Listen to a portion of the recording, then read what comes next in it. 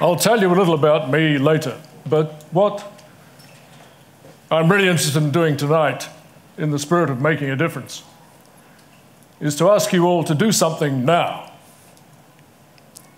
which is an experiment in improvisation. And take a deep breath, because this is a huge emotional challenge. I want you to turn to someone close to you and express unabashedly the sign of peace. Where you go.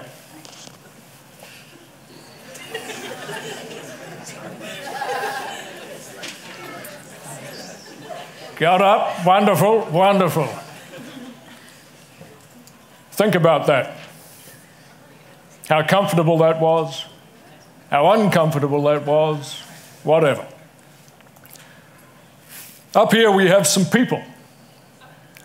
And I'm going to be talking tonight essentially about people and journey. These are all wonderful folks. They are part of my life in one way or another.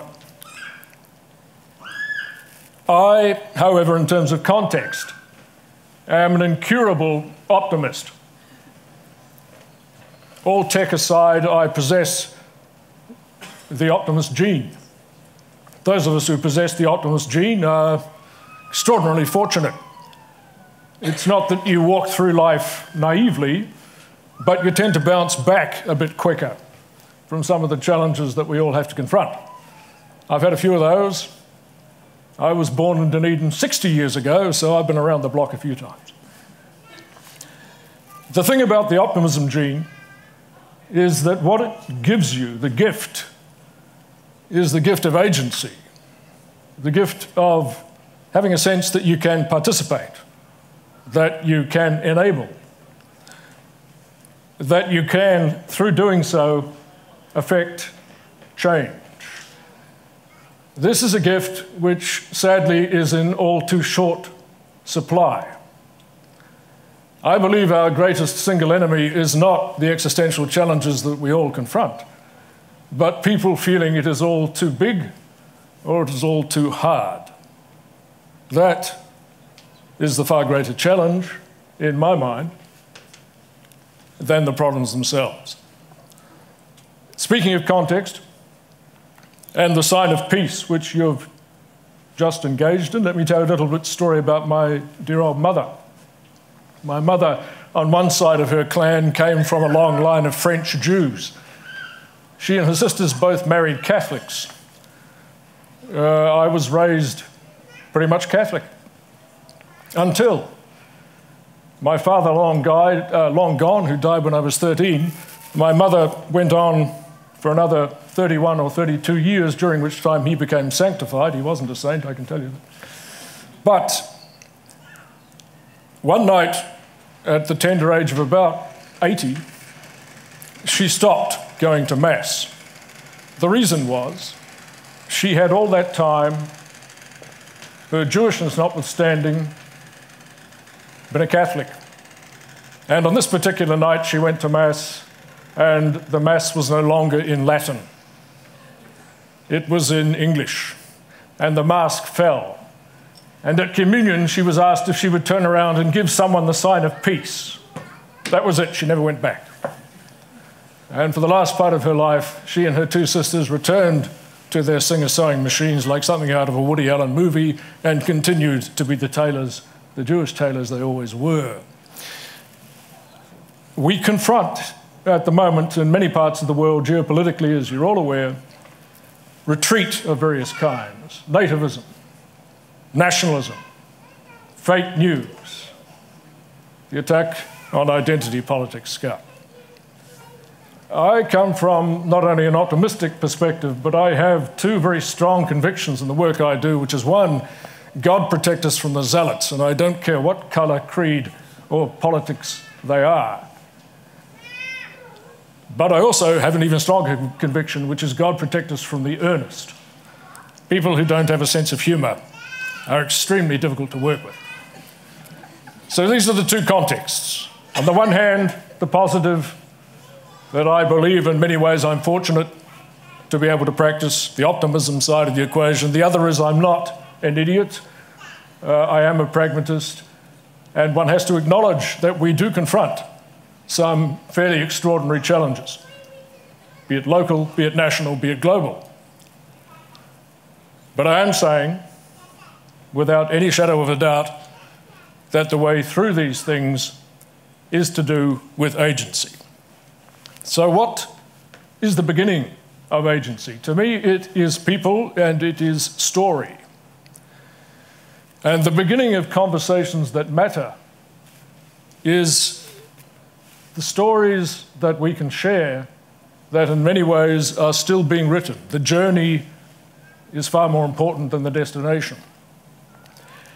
And if we can embrace our individual story first and foremost and share that as we easily do with our families, that's fabulous. With our friends in this day and age, God help us, we can do that through tech in a way that my generation certainly couldn't when I was growing up. That's relatively straightforward. Sharing your story passionately with strangers, however, is a different problem. It's an opportunity, but it is a problem, particularly if that stranger you know comes from an echo chamber, a bubble, a political worldview which is utterly the reverse of what you value, of what you believe matters.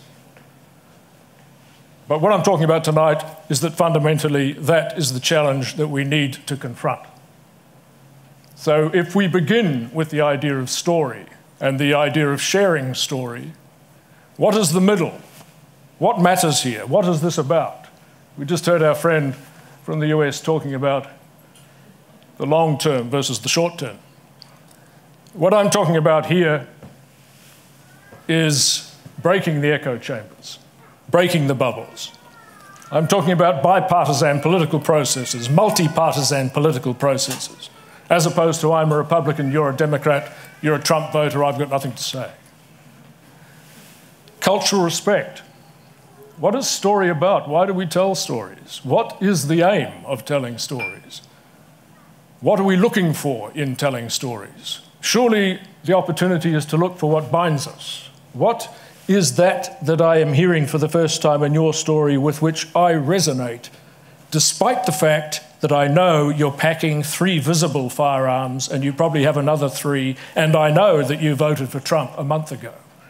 What is it that I can do to listen acutely, to find the chord where you and I can have a conversation that matters, where we can lift, we can elevate the conversation amongst the easy bias, the easy prejudice which we all carry. And I'm talking about the left as well as the right. I'm talking about the kids in madrasas in Pakistan as readily as I'm talking about the Bible Belt in America, or the tall poppy syndrome in our own beloved New Zealand. So what are we after? We're looking for cultural respect, we're looking for common humanity.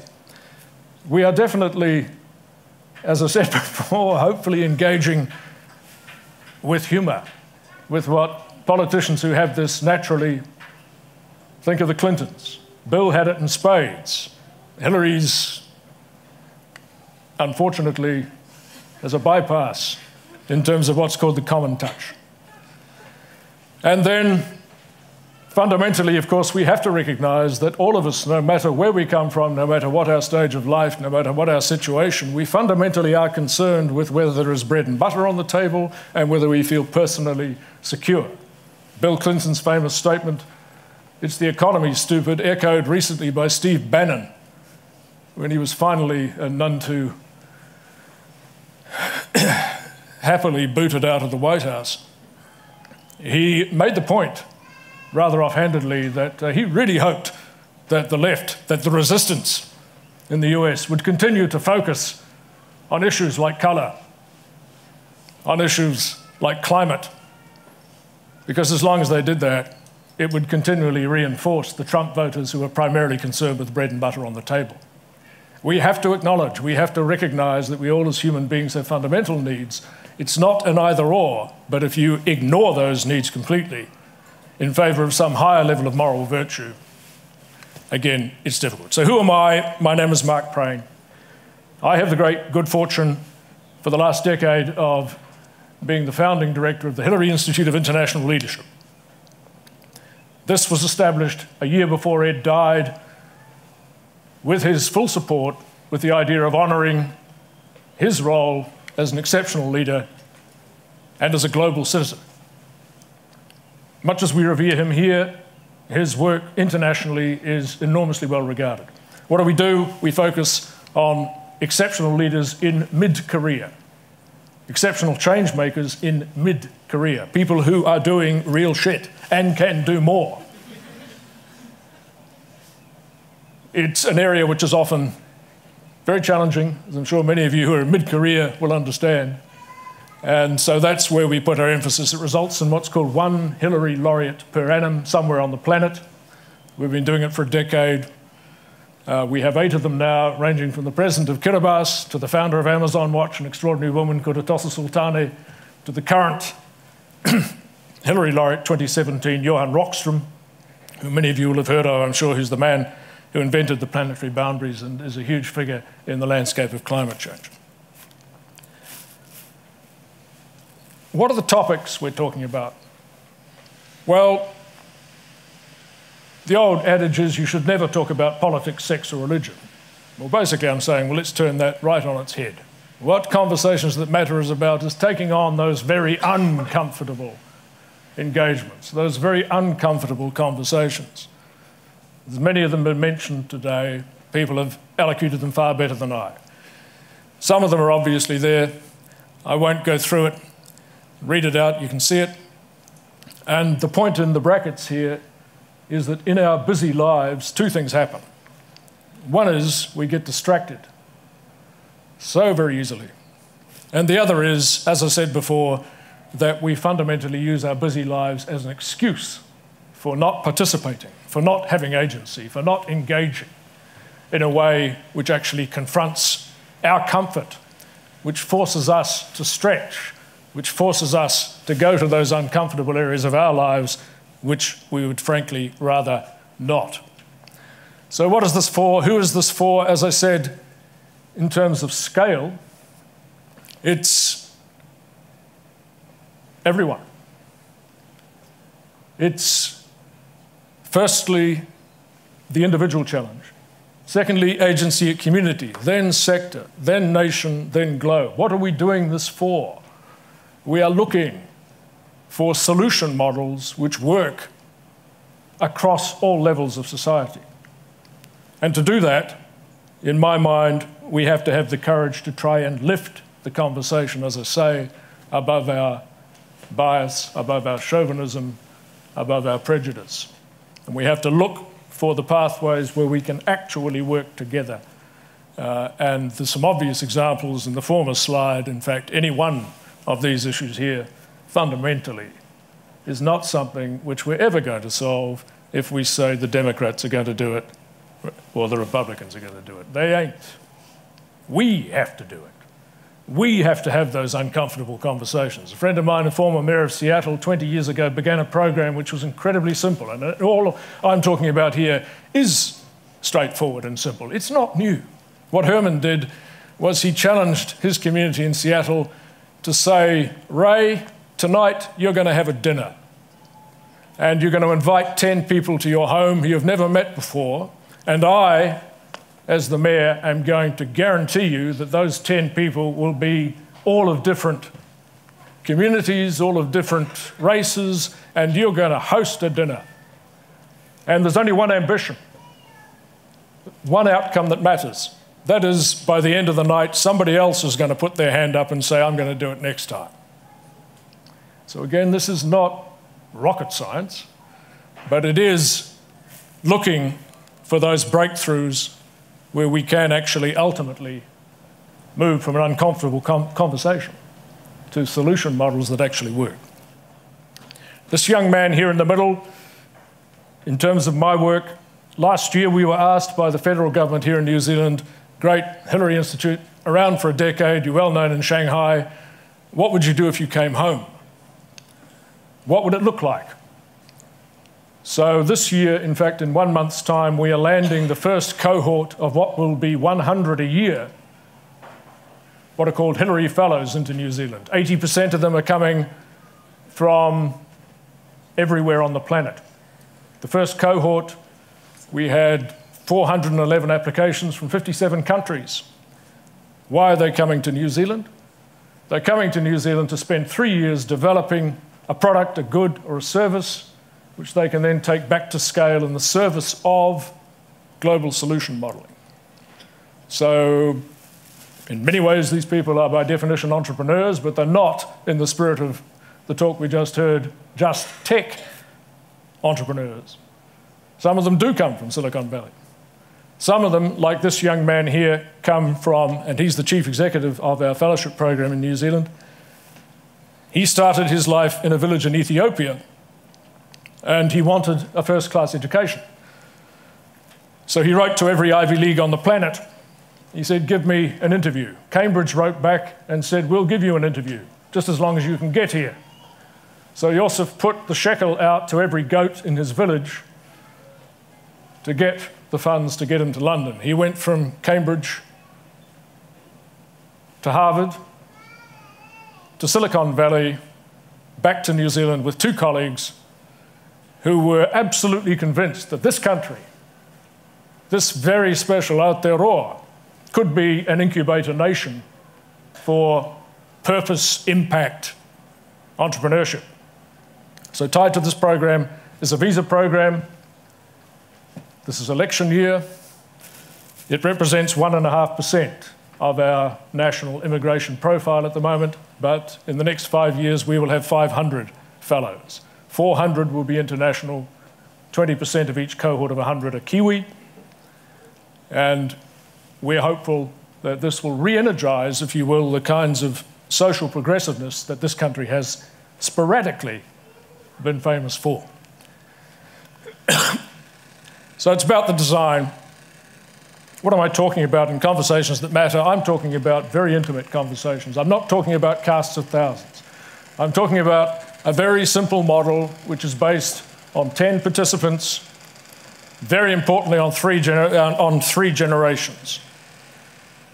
So Ashley, where are you? There. And my good friend whose name is whistled? George. I said to Ashley and George before this, I wanted to talk to them after it. It's critical, as both of these wonderful young people so eloquently said today, that we have intergenerational conversations that actually matter and which are about using these and are not about imposing one generation upon another. And yes, George, we all suck. You're absolutely right. What a wonderful exposition from a young man of your age to be able to have the insight to see that. But nonetheless, we have to have these conversations. So the model, very simply there, you can see 2 facilitators, highly skilled at doing what? Encouraging everyone in the room to feel empowered, to have agency and therefore be heard, and 3 provocateurs who, strangely enough, whatever the subject matter is, actually know something about it. I'm sorry, I do not accept that, frankly, I will go to the airport and I know that you're the qualified pilot who's going to fly my plane, but no, I have an opinion because I read it on Fox News that I could probably fly the plane better than you, so why don't you? 15 in the room, equal standing, keep it simple. So I'm talking about very intimate groups at whatever scale. I won't go into this in detail, it's been a long day, but you can see it there. This is an example. This is our current laureate, Mr. Rockstrom, extraordinary fellow. The challenge to you here in Dunedin, for instance, might be to bring the whole global issue of drawdown and climate change right down to the local level and posit what does Dunedin look like in a sustainable, decarbonised world? What might that look like? That could be the basis of the conversation. Therefore, what do I need from the other generations in the room to make this happen? What am I prepared to contribute? What is my actual commitment? What is the action I'm going to take? What is the behaviour change that's involved in that? Not, let's have a nice chat about it and then we'll go home feeling better having had a nice chat. If there's not an action follow-up in the spirit of doing real stuff, we haven't got far. What am I going to challenge in my own life? Wonderful friend before talking about clothing and the reality again in food. Finn was talking about this, the incredible waste which we just take for granted in many of the comfortable parts of the world. So what am I going to challenge in my own life, which means that my comfort is challenged as part of this? How do we collectively depoliticize the process? The greatest is respect to politicians of all hues. It is my experience over 60 years, having worked on presidential campaigns in the US, having worked in a variety of campaigns around the planet at the very highest of levels and also at the grassroots, that there are very few genuinely gifted politicians who lead. Most of them follow. What does that mean? It means that if we as community are prepared to push, to demand, to stand up, then we have a better chance of our politicians coming with us on that journey. But they have to get past the ideological debates, the left-right debates, which so often are just there to pay homage to stuff that doesn't matter. What individual and collective action starting now will get us to a renaissance future? I'm an optimist. I believe we are living in an incredibly exciting moment in time. This future that we have in front of us is unbelievably exciting. We just have to have the courage to make it happen. Second example, again, with respect to our young friends here, this is, in the words of my old friend Jane Goodall, I'm sorry, my generation, I get very terse when we talk about, sorry George, sorry Ashley, we're borrowing your future. Bullshit, we've stolen it. And I think that in many ways it is our obligation, therefore, to stay and play with you. We have to be there with you. We can't just retire. The boomers can't just retire over here. In many ways, we have not met the bargain that we, as in our youth, set out to achieve. So we have to stay with you. We have to work with you. Again, the same sort of model. This, by the way, for those of you who don't know, is a rather remarkable trust and well-known New Zealand company working with 19-year-olds. Has been doing it for 14, 15 years all over New Zealand on these kinds of issues. Pilot outcomes, reviewing the process, what works, what doesn't. There's no right way here. What we want to do in these programs is identify some obvious wrong ones. There are some issues here to do with, in this intensity of space, how much trust can you achieve if it's Chatham House versus if it's streamed globally, right? I don't know the answer to that. I suspect the answer to that is probably we need to find a middle ground. Summary findings of participants within 1 week. We live in an ephemeral age. You have very little time to consolidate an understanding and make sure people are still feeling part of it.